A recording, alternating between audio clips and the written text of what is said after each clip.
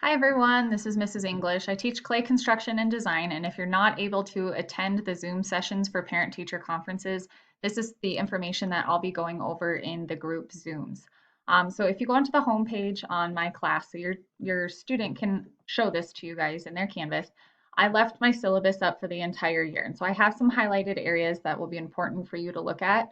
So I go through the course description, the required supplies. I think everybody's pretty set with the supplies.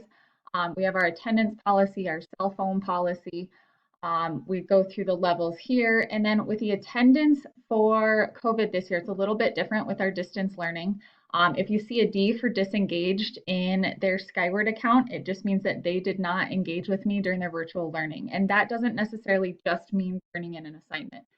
Turning in an assignment does count for attendance, but it could also be any sort of virtual meeting, participating in a discussion. We said submitting work, or if they're communicating with me. So if I have a student that is going to be gone, they know they're not going to be able to do their online work. If they communicate with me, I'm not going to count them absent, and I can extend the due date for them as long as, like I said, they're communicating with me.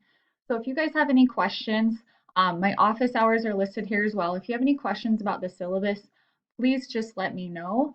As far as our clay, many of you may have noticed the 12-pound of that or 12-pound of clay that was sent home with your student. We are going to be working on pinch pots, slabs, and coil construction throughout the semester. And so here's an example of the pinch pots. You'll see smaller projects the first 9 weeks. We have slab, and you'll see smaller projects in class and at home. And then the second 9 weeks, here's our coil. You're going to be seeing projects that are going to be larger that are working on at home, maybe 2 or 3 weeks at a time instead of just working on it 1 or 2 class periods at a time. So our goal is to really learn the methods, gain our skills, and then start working large scale. This email was sent from Ms. Hafner on September 23rd, and it talks about how to access your student's Canvas as an observer. I would highly recommend this. I'm going through this with my own daughter where she says she's done, but she might have missed something. And I tell the kids that it is 100% their responsibility to keep up on their work. But as parents, sometimes we like to see that they're actually doing that. So you guys can follow these directions and become an observer in the class. So you can see what your student has or has not turned in and what they're missing. I want to show you the Canvas format. So one of the issues that we've been having is kids tend to go to their calendar and they see an assignment that they have, and instead of looking at the lesson that comes before the assignment, they'll click on the assignment and try to turn it in from here without any knowledge of what they're actually supposed to do. And that's where a lot of my questions come from. And I talked to the kids before and I told them for my class and for a majority of classes, they have to go to their modules. And so my modules are set up, if we're in studio, which means we're in person, this is what they're doing in class with me. If they're at home, they're doing at home work.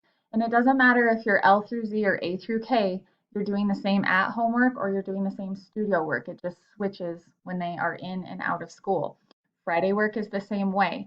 So if you click on the at home, it gives a description and it gives directions for what they're supposed to do. Please watch the texture tile at home video. So if they read the directions and click next and watch the video that goes along with it, when they're done, they click next, and here's where they submit their assignment.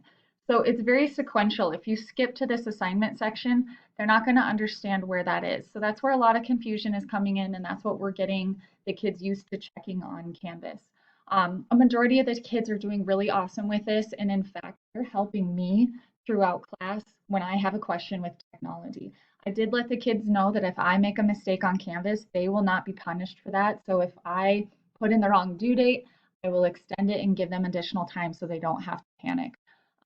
I love seeing your guys' kids in class. It's been really amazing being back in person. It's difficult to try to connect with kids over Zoom or over the internet. So it's been really nice. They're awesome, respectful. The small classes right now are beneficial in the sense that I'm able to spend a little bit more one-on-one time.